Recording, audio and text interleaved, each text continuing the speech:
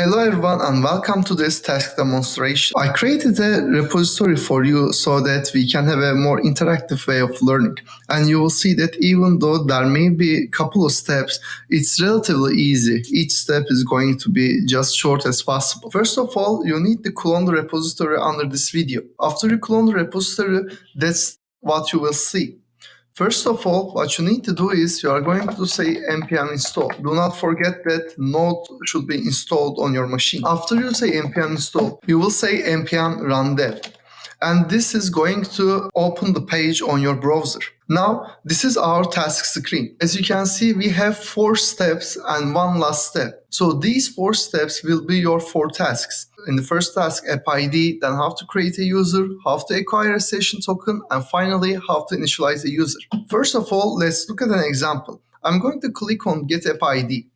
And as you can see, on the left-hand side, we have an explanation. There is a brief explanation about what is an app ID and then the steps that you need to take. On the right-hand side, we got our code. Here, the idea is, first of all, I'm going to explain you what this code do. Then, you are going to copy this code and we are going to integrate this code to our project so that we can get our app ID. After I integrate this code to my project, I will be able to click this button, get app ID, that will show my app ID here, which I can copy. After this, you are going to submit this task to the Rising platform, and also we are going to add this app ID to our environment file. Let me show you the environment file. Now, I said that that's what you are going to see once you clone the repository. I lied a bit because you won't have this .env.local file. So you will need to create this file.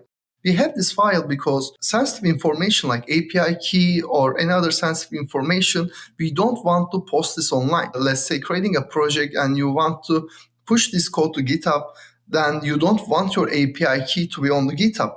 For that reason, we have this .env.local file where we are going to keep our sensitive information so that it won't be visible online.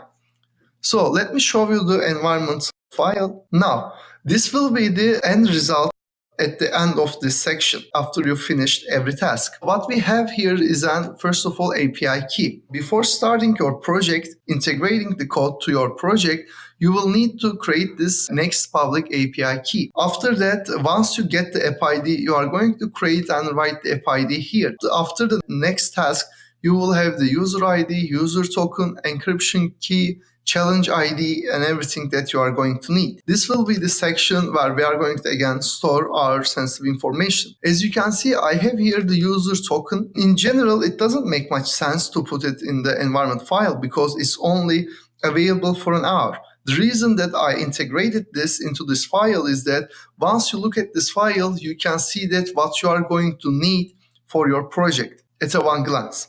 So that's why I also added this here. We can have the same pattern for every project. That's the basic idea. Again, don't forget to say npm install, npm run dev. Then we have our application running.